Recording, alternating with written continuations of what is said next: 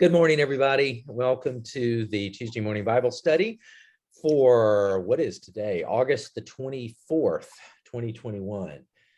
Today, we are, of course, picking up where we left off from last time.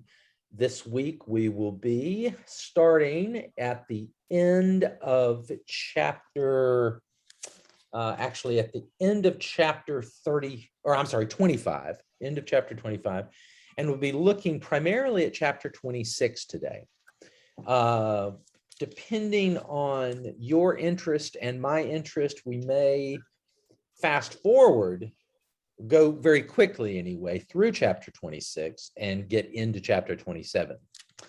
At this moment, this is the 28th session, if you can believe it, the 28th session of this Bible study. We're, by the time this is all over, it's probably going to be about a 52 or 53 session study ultimately, since there are 50 chapters in Genesis. All of it has been online. All of the previous, I don't know why you would want to do this, but all the previous sessions are online. They're on the YouTube page at any time for you to go back and review something.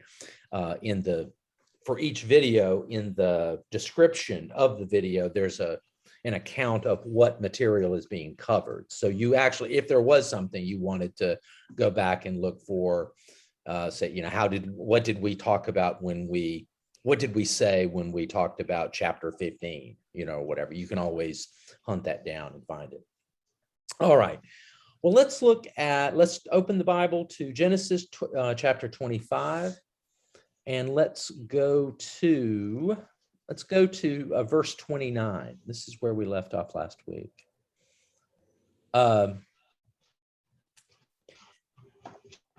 Most of chapter 25 tells the story of Jacob and Esau being born. And we made a lot of the significance of their names. Esau, the name Esau, I'm not sure what Esau, that name itself means, but I do know that his descendants are identified as the Edomites, living in the land of Edom, and Edom is connected to the word red. Okay, and hence there's a lot in here about Esau being red. Red hair, ruddy complexion, so forth. A region within Edom was Seir, or Seir, and Seir means hairy. And so there was a lot in here about Esau being hairy. Okay. Then, of course, we noted that the name Jacob means heel grabber. Leg puller, because of the nature. He was the second of a pair of twins born, and on his way out, he's grabbing the heel of Esau's, grabbing Esau's heel as he is coming out. And so he is named Jacob, meaning heel grabber, leg puller, and by idiomatic extension, deceiver. And we saw how there is a prophecy as the two boys are vying with one another in the womb, in Rebekah's womb, that there's a prophecy that the older will serve the younger, that both will become heads of nations, but that the older will serve the younger. And so then we see in verse 27, says, when the boys grew up, Esau was a skillful hunter, a man of the field, while Jacob was a quiet man living in tents. Isaac loved Esau because he was fond of game, but Rebekah loved Jacob. And we noted last week that this word loved here, a better translation really would be favored. That Isaac was that Isaac was especially fond of Esau, favored Esau, whereas Rebekah favored Jacob. As we've seen, Jacob, or as we will see, Jacob is cleverer, much cleverer than Esau. Jacob prevails to the extent that he does prevail here. He prevails partly because he's cleverer than Esau, but his mother, Rebekah, is cleverer than her husband. Okay, Rebekah is cleverer than Isaac. And we're going to see that played out in chapter 27, especially. All right. Now, so let's start by looking at verse 29. And this is really the beginning of the action, the beginning of the played out duplicity of Jacob. Verse 29, once when Jacob was cooking a stew, Esau came in from the field and he was famished. Esau said to Jacob, let me eat some of that red stuff. That's how it's put in the New Revised Standard anyway. Let me eat some of that red stuff, for I am famished. Therefore, he was called Edom. This is an explanation of his name. Jacob said, first, sell me your birthright. Whoa, first, sell me your birthright. Esau said, I am about to die. Of what use is a birthright to me? Jacob said, swear to me first. So he swore to him and sold his birthright to Jacob. Then Jacob gave Esau bread and lentil stew, and he ate and drank and rose and went his way. Thus Esau despised his birthright. Despised is not a very good translation there. It's he didn't hate his birthright.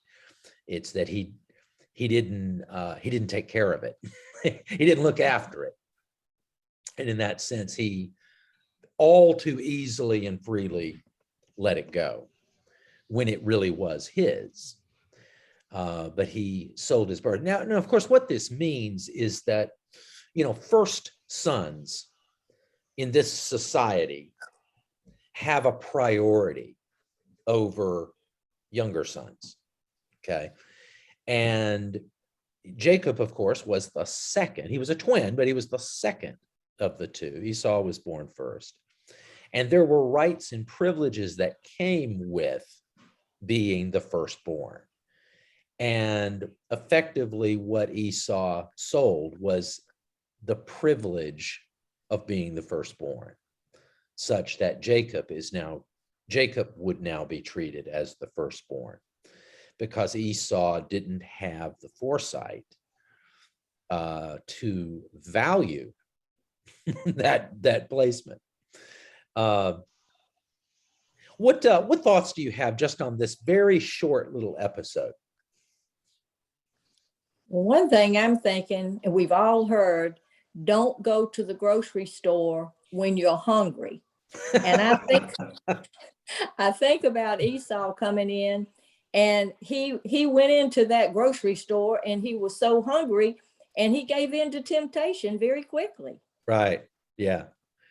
Yeah. No, he did. I mean, he really, and they say he despised his birthright. He didn't value it. He didn't value it the way he should have. And he let his appetite rule his brain. Mm-hmm. That if he had given any thought to this, to this situation and what Jacob was actually asking for, if he gave it any thought, he would see that what Jacob was doing was taking advantage of him. He was ripping him off. Mm-hmm. But Esau was thinking with his stomach and not with his brain. And, he says, let me eat some of that red stuff. Okay. He's a little inarticulate here. Let me eat some of that red stuff. In the Hebrew, by the way, the original Hebrew here says the equivalent of red. There's not a word for stuff. It's like, let me eat some of that red.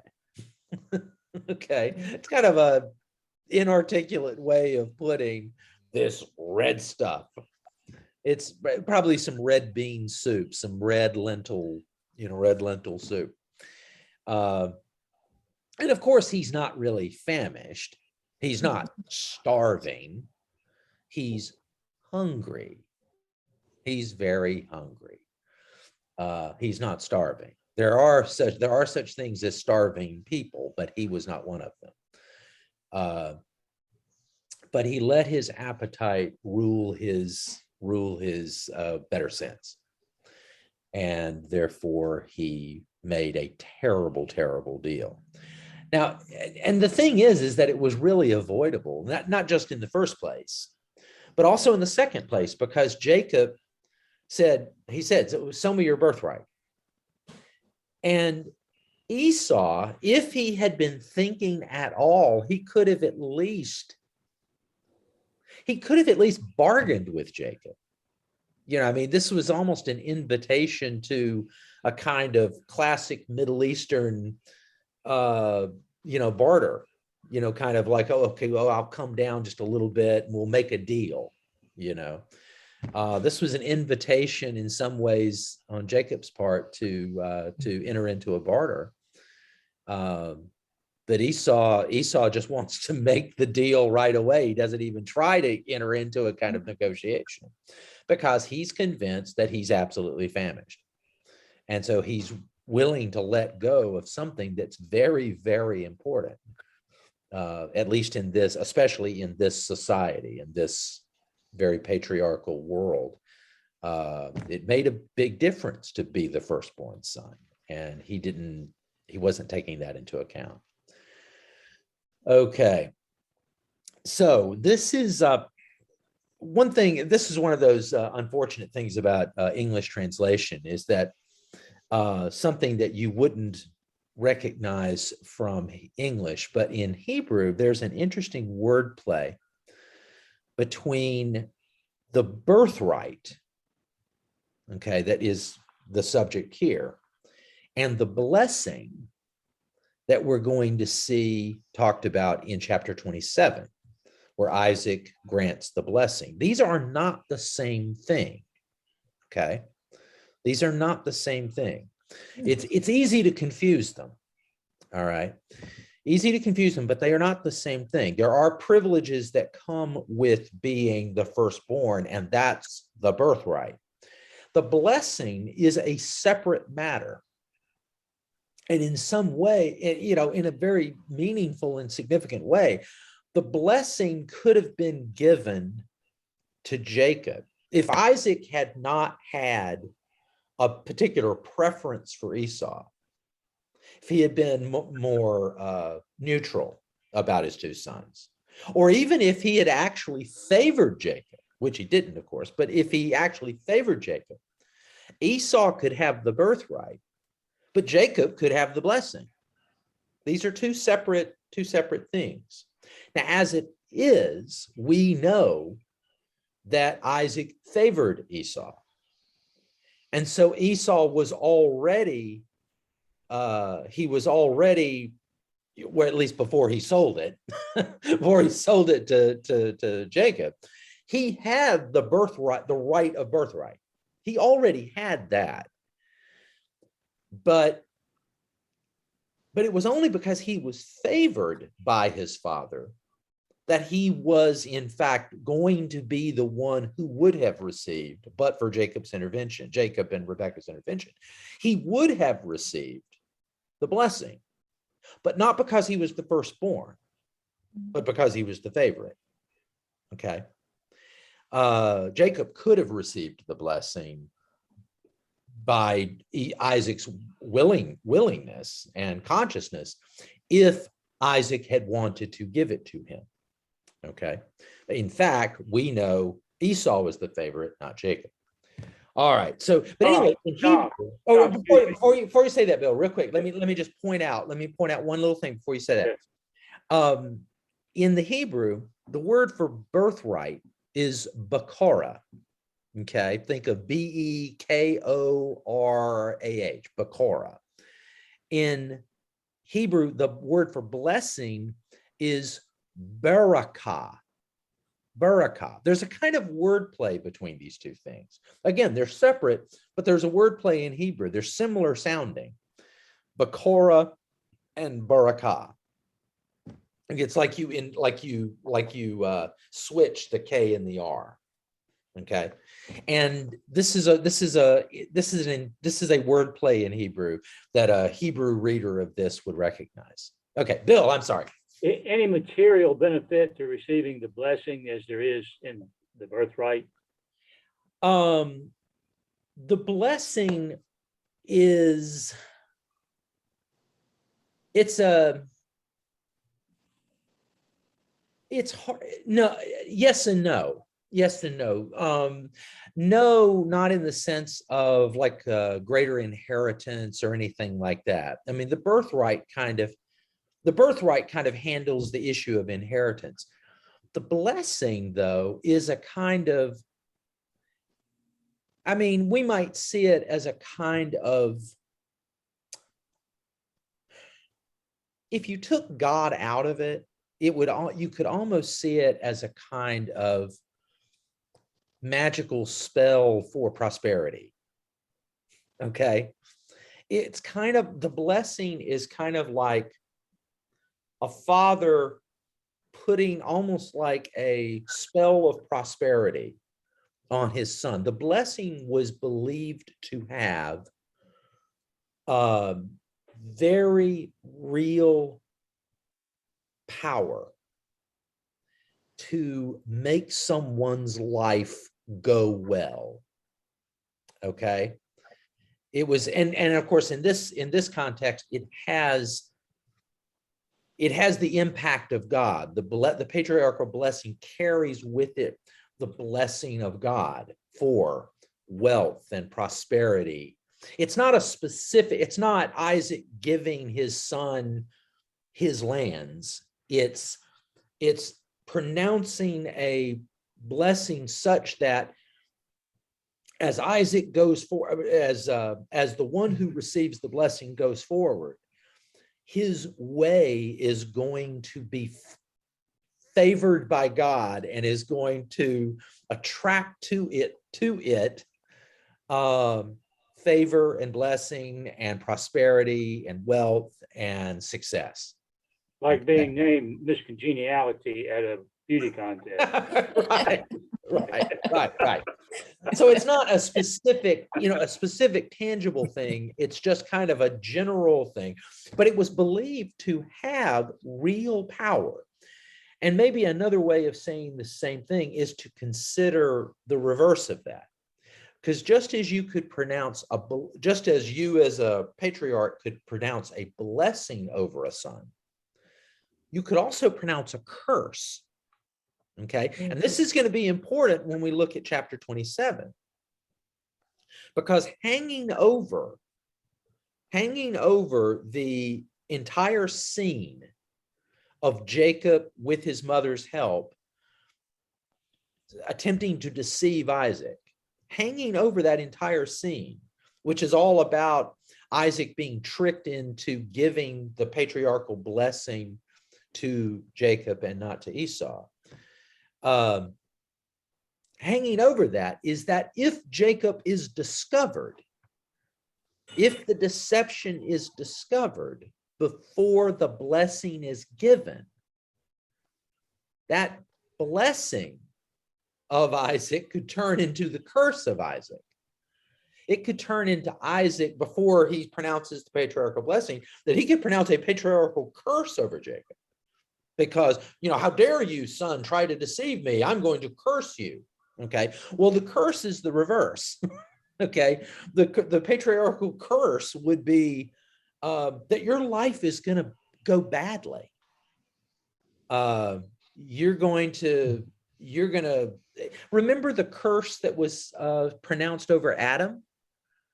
When God cursed the ground on account of what had been done in the garden, and God cursed the ground, and basically it was condemning Adam and Eve to a life of struggle.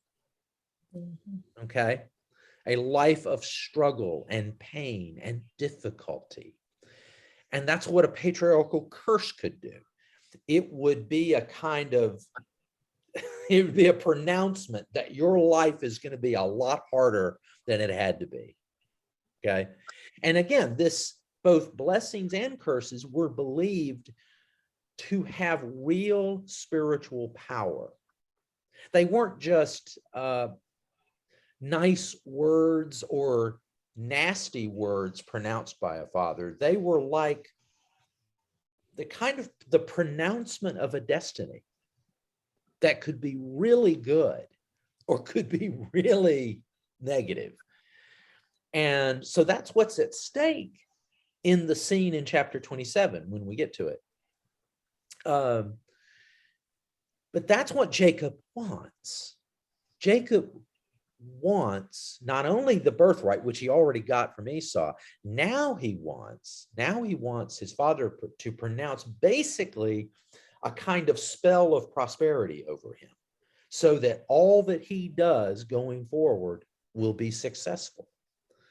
That's what's at stake here. All right. Okay, well, let's turn to chapter 26. Now, chapter 26, my suggestion would be that we go through chapter 26 fairly quickly, or at least as quickly as we can within reason.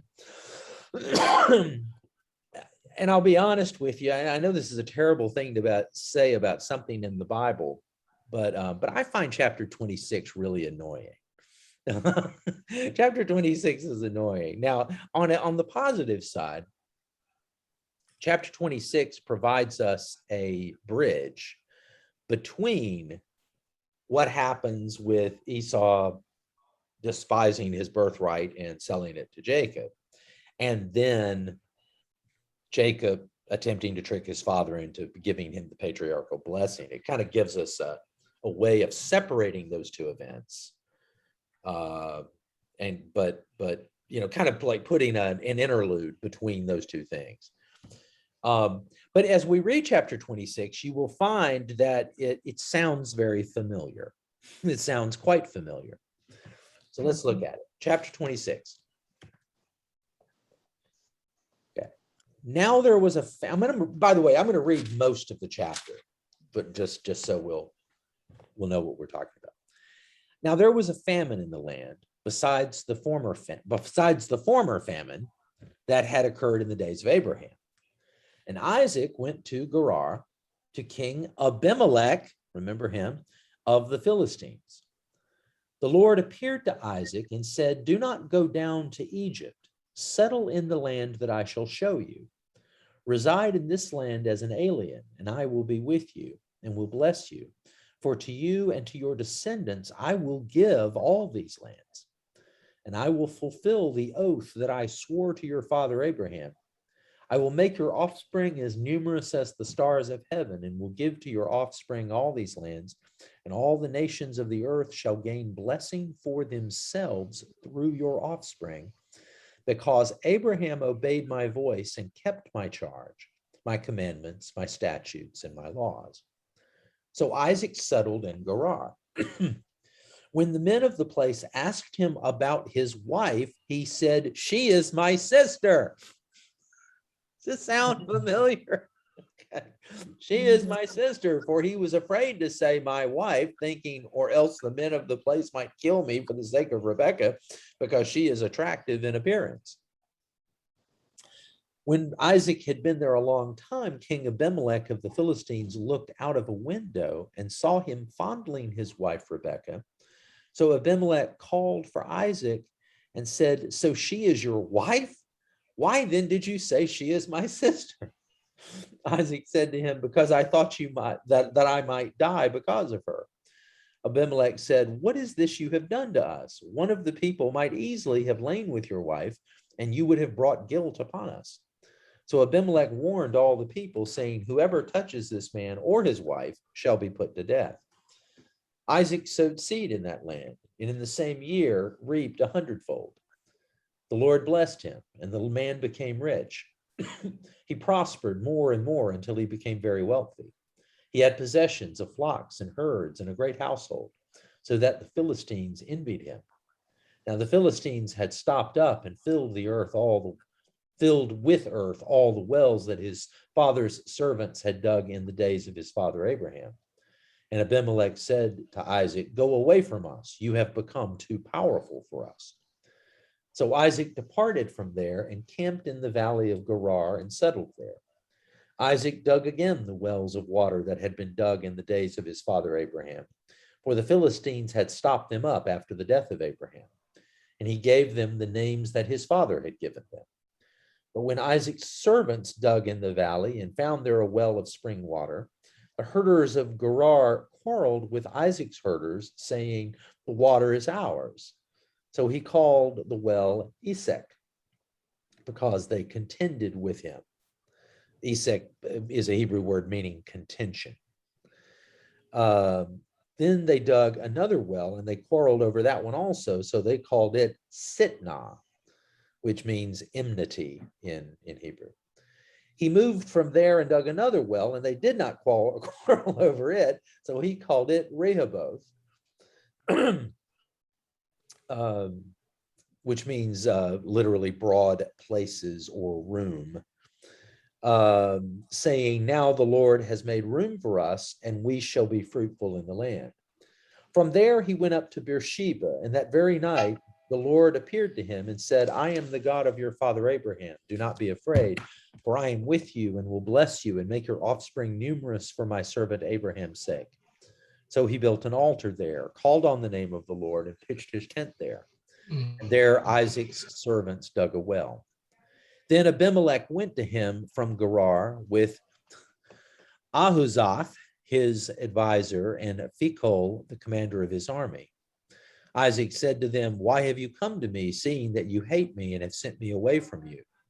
They said, "We see plainly that the Lord has been with you. So we say, let there be an oath between you and us, and let us make a covenant with you so that you will do us no harm, just as we have not touched you and have done to you nothing but good and have sent you away in peace. You are now the blessed of the Lord." So he made them a feast, and they ate and drank. In the morning they rose early and exchanged oaths. And Isaac set them on their way, and they departed from him in peace. That same day Isaac's servants came and told him about the well that they had dug, and said to him, "We have found water." They called it Sheba. Therefore the name of the city is Beersheba to this day. Let's pause there. Let's pause there before we get into Esau's Hittite wives. Okay. All right. It probably goes without saying that this is a remarkable recapitulation of what happens to Abraham. It's not exactly the same in every detail, but it's awfully close. It runs very, very parallel to chapters 20 and 21. If you were interested in going back and looking at the precise ways that it lines up, the story of Abraham in chapters 20 and 21 are the source of this. One little just technical aspect here is that the stories in chapters 20 and 21 of Abraham are the E source. They're the Elohist source. Whereas what we're reading right now in chapter 25 is the J source. It's the Yahwist source. So this is one of the explanations of why there are things in Genesis where things do seem to repeat,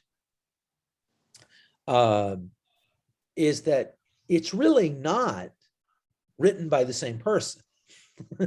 Which is why, in other words, it's not one author who can't seem to remember that he wrote something before. It's that you actually have two different authors. You have two different sources who are telling similar stories. And then what happens is that later on, when the book is being redacted, all the sources are being brought together, that the redactor actually has these similar stories placed side by side. And we've seen this multiple times. I mean, Genesis chapter 1 and Genesis chapters 2 and 3, that it's like the two parallel accounts of creation coming from different sources.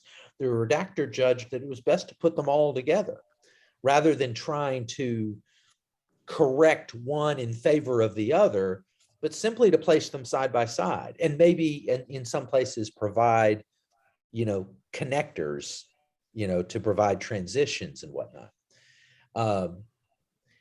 The overall effect here of bringing together an E story of Abraham going through Gerar and meeting King Abimelech and all that, and a J story of Isaac more or less doing the same thing, Isaac and Rebekah more or less doing the same thing. The effect of that is that it's showing that the same problems, same issues that God has to deal with, that just as God had to deal with these issues with Abraham, he has to deal with them with Isaac too. That these are obstacles. These are things that potentially, if they got out of hand, would potentially mess up the covenantal promise, the fulfillment of the covenantal promise. If the line of Rebecca, if the children of Rebecca are not Isaac's, for instance, if there's someone else's, it messes up this whole promise, this whole covenantal promise that God made with Abraham, that he and his descendants in the line of promise would ultimately bring all of this blessing and be a source of blessing to the people of the world. And so you have these constant threats. Now, specifically, some of the motifs that are going on here that are similar to the previous telling in chapters 20 and 21. In both parts, you have famine as the thing that starts it all. Okay, you have a residence in the land of Gerar under King Abimelech. I mean, King Abimelech is the same, presumably the same king. It's presumably the same person. You have, of course, you have the whole wife-sister thing. Okay. You have the whole wife-sister thing. You have the acquisition of wealth. Okay. You have Abraham becoming very wealthy. Now you have Isaac becoming very wealthy. And in both cases, it's the acquisition of wealth is very much a consequence of the blessing of God. The quick acquisition of wealth is seen as the favor of God, active in Abraham's life, active in Isaac's life. Okay. You will remember from your reading of chapter 21 that there was a conflict over wells back then. There's a conflict over wells here in chapter 26. And you have these parallel accounts of the founding of Beersheba, because Beersheba shows up in chapter 21. But all of this together is meant to, from the redactor's point of view, the one who had all the sources in front of him, and he put them together and he wedded them together in various ways. The overall effect is to show that just as God was faithful with Abraham, God is now faithful with Isaac, facing many of the same kinds of problems and potential obstacles. Okay. It is noteworthy that this story seems to have no awareness of Esau or Jacob, or at least it doesn't. Esau and Jacob have no role in this story at all. We don't know how old Isaac and Rebekah are in this. Lois is about to join us. We don't know how old they are. There's just no mention. Jacob and Esau just simply don't show up. And again, it's coming from a different source, because most of the story of Jacob is a J story. Okay, and this is it's just different sources. Okay. Well, hello, Lois. Hello, I'm here for the hello. last bit anyway. Hope your air conditioning is all fixed up. Well, I hope so. It's actually we have a rental house and I had to go down to another house and stay there. It's not quite done, but it's being worked on. So it's good. Okay. Well, good. Well, I hope it keeps moving forward. Well, good. Where you are, that's the only thing. Yeah. What chapter and verse are we in? We are pretty much getting close to the end of chapter 26. Okay. We have been talking about how chapter 26 and the experience of Isaac and Rebekah in many ways recapitulates the experience of Abraham and Sarah, and the whole wife, sister, and King Abimelech and all of that we have that basic motif going on. But again, the principal thing going on that the redactor at least wants to communicate by bringing together these parallel accounts, very similar stories, one in Abraham's case and the other in Isaac's, is that God is dealing with the same kinds of issues, the same kinds of potential obstacles to the fulfillment of the covenantal promise. Okay. So now we're at verse 34 in chapter 26. This is in fact, it's 2 verses. Narratively speaking, it's not that important. It's only to reinforce the fact that Esau is not the answer. Okay, he's already been dumb enough to sell his birthright to Jacob. And now Esau goes and does this. So verse 34, when Esau was 40 years old, he married Judith, daughter of Beeri the Hittite, and Basemath, daughter of Elon the Hittite. And they made life bitter for Isaac and Rebekah. Okay. There's very little explanation of what that means exactly, how they made life bitter. I mean, were they just particularly difficult daughters-in-law? Perhaps. What we can say for sure is that this is Esau doing this is a violation of the family code. Okay, if you will hold your place at this point, if you'll hold your place and turn back real quick to chapter 24. Chapter 24, you will remember, is a very long chapter. But if you turn back to chapter 24, and you see that this is the story of how the marriage of Isaac and Rebekah in the first place came about, you will see that when Abraham sent his servant off to find a wife for Isaac, he said, verse 2, Abraham said to his servant, the oldest of his house, who had charge of all that he had, put your hand under my thigh, and I will make you swear by the Lord, the God of heaven and earth, that you will not get a wife for my son from the daughters of the Canaanites, among whom I live, but will go to my country and to my kindred and get a wife for my son Isaac. Okay. So in other words, Esau doing this is contrary to the will of God as expressed by Abraham. Okay. So, and it has consequences. It makes life bitter for Isaac and Rebekah. But we already know that Esau is on his way out.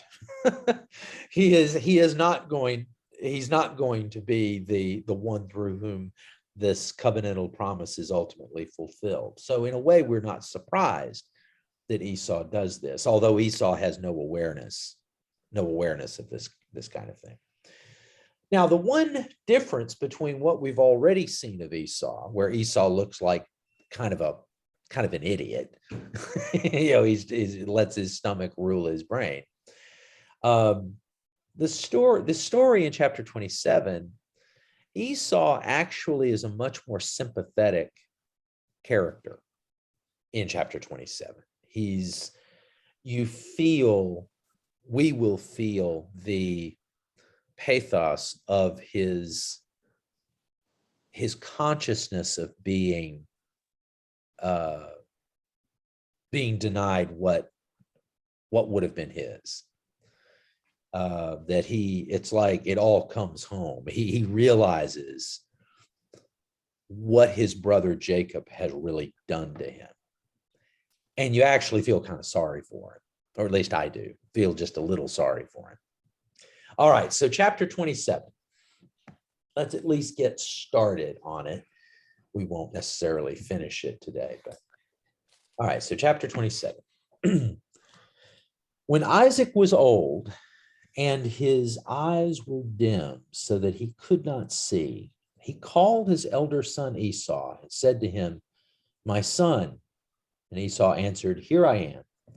He said, "See, I am old. I do not know the day of my death. Now then, take your weapons, your quiver and your bow, and go out to the field and hunt game for me. Then prepare for me savory food, such as I like, and bring it to me to eat, so that I may bless you before I die." Now Rebekah was listening. Remember when Sarah was listening? There's these themes that show up again and again. Now Rebekah was listening when Isaac spoke to his son Esau. So when Esau went to the field to hunt for game and bring it, Rebekah said to her son Jacob, "I heard your father say to your brother Esau, 'Bring me game and prepare me savory food to eat, so that I may bless you before the Lord before I die. Now, therefore, my son, obey my word as I command you.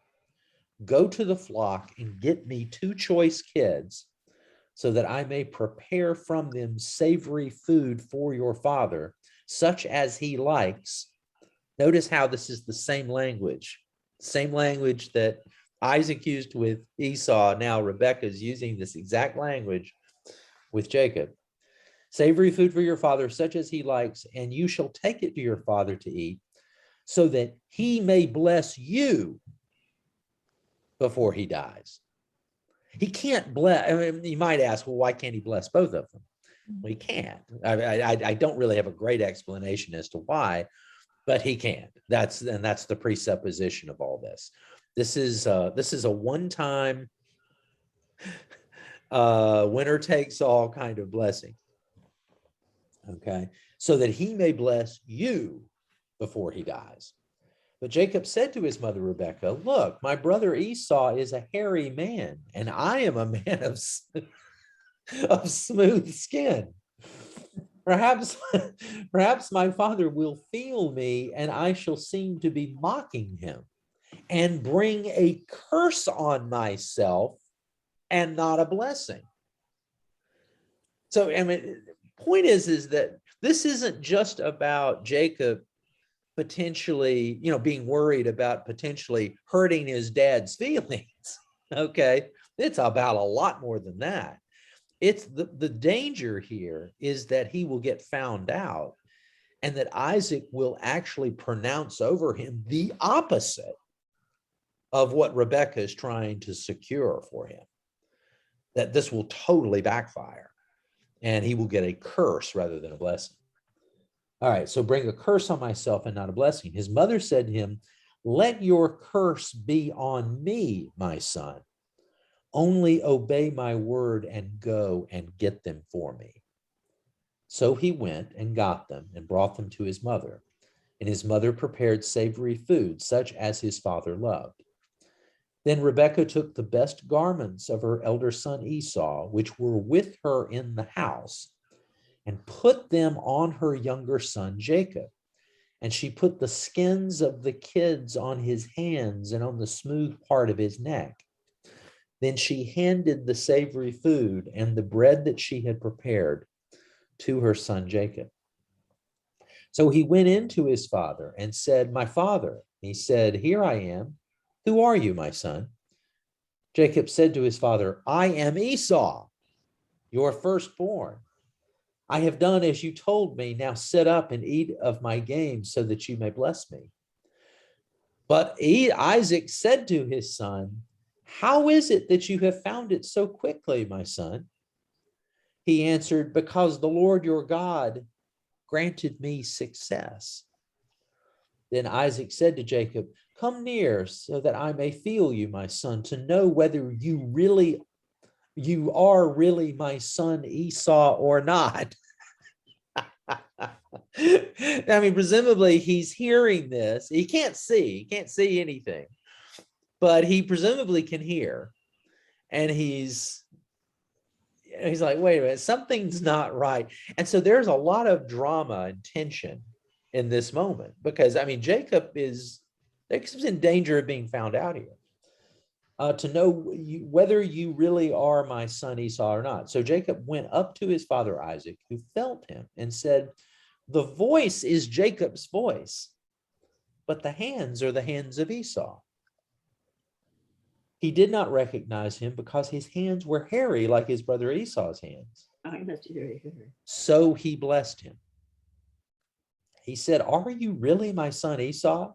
He answered, I am. Then he said, bring it to me that I may eat of my son's game and bless you. So he brought it to him and he ate, and he brought him wine and he drank. Then his father Isaac said to him, come near and kiss me, my son. So he came near and kissed him, and he smelled the smell of his garments. Remember, these are Esau's garments that Jacob is wearing. And blessed him and said, the smell of my son is like the smell of a field that the Lord has blessed. May God give you, here's the blessing, may God give you the dew of heaven and of the fatness of the earth and plenty of grain and wine. Let peoples serve you and nations bow down to you. Be Lord over your brothers, and may your mother's sons bow down to you. Cursed be everyone who curses you, and blessed be everyone who blesses you. Okay, now it is noteworthy. It's implied. You already know this, I'm sure, but a blessing cannot be taken back. It can't be unsaid. Okay, maybe the best way to illustrate this truth is that it's easy. You can imagine a blessing being taken back, but it's hard to imagine a curse being taken back. For example, if I were to say something incredibly hurtful to someone I loved or to a friend, to someone in my life, if I said something incredibly hurtful, and maybe out of anger or spite, there's some things that once said can't be taken back. And you can say, you could say, well, I'm sorry. You could apologize. But there's some things that once they're out there, you can't pull back. There's no coming back from certain things. Okay. And so in a sense, we know that about curses, that once a curse is out there, you can't take that back. Well, now imagine the blessing as the reverse of that. Once the blessing's out there, once the blessing has been spoken over the son, in this case, Jacob, even though Isaac thinks he's doing it to Esau, but once the blessing is spoken over Jacob, it can't be taken back. Esau is, as they say, SOL. He's out of luck. And so Isaac has pronounced this blessing. It can't be taken back. Isaac can't say, oh, well, I didn't mean it. I meant to give it to Esau. No, it's like the spiritual power, real spiritual power has been imparted from his mouth to the life of Jacob now. and now it's on Jacob. All right.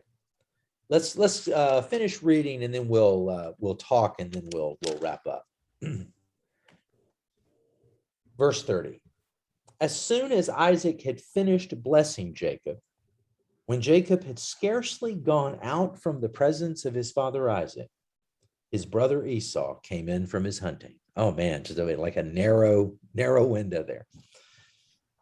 Came in from his hunting. He also prepared savory food and brought it to his father. And he said to his father, let my father sit up and eat of his son's game so that you may bless me.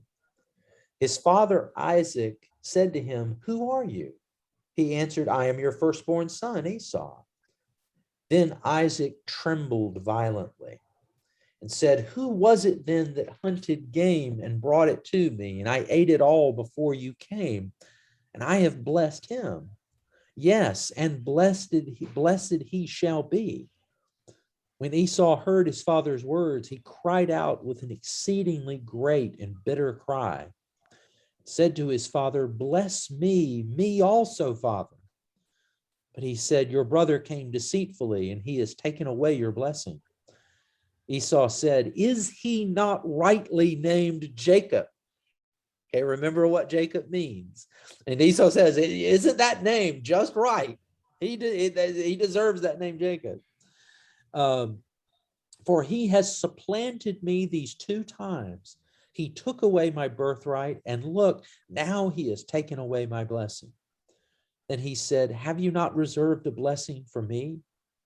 Isaac answered Esau, I have already made him your Lord, and I have given him all his brothers as servants, and with grain and wine I have sustained him. What then can I do for you, my son? Esau said to his father, have you only one blessing, father? Bless me also, father. And Esau lifted up his voice and wept. Then his father Isaac answered him, see, away from the fatness of the earth shall your home be, and away from the dew of heaven on high. By your sword you shall live, and you shall serve your brother. But when you break loose, you shall break his yoke from your neck. I mean, it's a kind of a classic Greek tragedy here. It's mistaken identity, and if you've read the great Greek tragedies, there's a lot of this kind of thing, mistaken identity and unforeseen consequences and whatnot. And here we are. Isaac has no choice.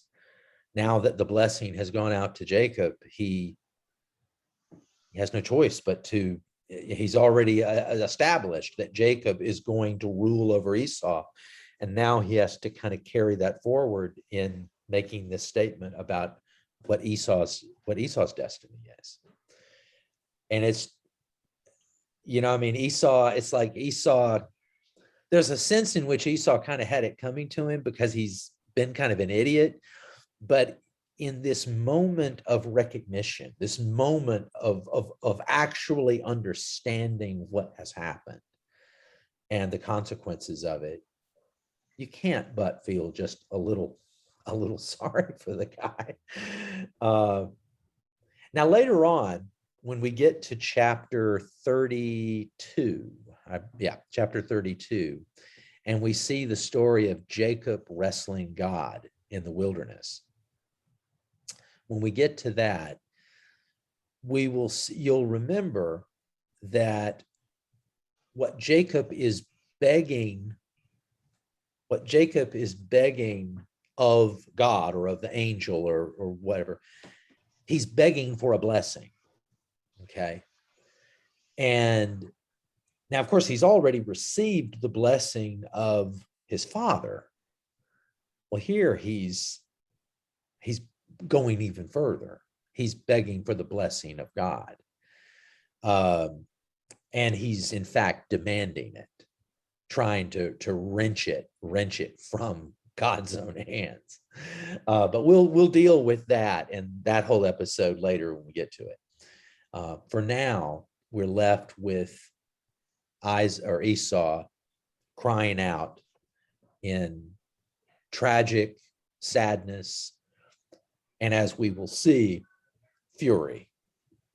His sadness and melancholy turns into anger and wrath very quickly. And Jacob has to flee. And that's where we're going to pick up next week, starting with verse 41. Any final thoughts on what we've covered today? This is a really one of the more famous stories in Genesis. What if any thoughts do y'all have? I have a question. Why is it required that that the son bring food for the father before he can bless him? It's not required. It's just a father asking. He was just asking his son to do it. Okay. I love this kind of food. Why don't you go out and prepare and bring me some good food, and then I'll give it to you. It's kind of like, it'd be like if my dad, who is here right now, if my dad said to me, "Hey son, why don't you go out and get us some burgers, or pick up some barbecue and come back, and then after we've had some good barbecue, then I'll sign over my estate to you." Oh, okay. Yeah, I got it. Thank Something you. like that, things like that. That's kind of what's going on here. Okay. Yeah, it's not. It's just kind of a son say, "Hey, why don't you do this?" And then I'll do right. this. Okay, thanks. Yeah. That's not an actual suggestion, although I do hope you'll be kind to me when so anyway. All right. Okay. Anything else? Any other thoughts? Okay. All right. Well, why don't we go ahead then and wrap up then, and we'll have a prayer. My mom won't have to watch more than about 3 minutes worth of video after she left. I know she had to break off at 11:30. All right. Well, let's have a prayer together, and then we'll head on. Oh God, we give you thanks for this day and for this opportunity that we have each week to gather in this way and to engage with these wonderful stories, this narrative of your dealings with your people in great antiquity. We thank you for the humanity of these stories, that they're very ancient stories, but they speak to timeless truths about human nature and just the ordinary troubles of life that we're all familiar with. So continue to guide us as we walk through these stories and talk about them together. We pray for all those who are in need all over the world, those who are hungry, those who are sick, those who are in the midst of war, who are at risk of becoming victims of terror. We pray for the people of Afghanistan, the people of Haiti.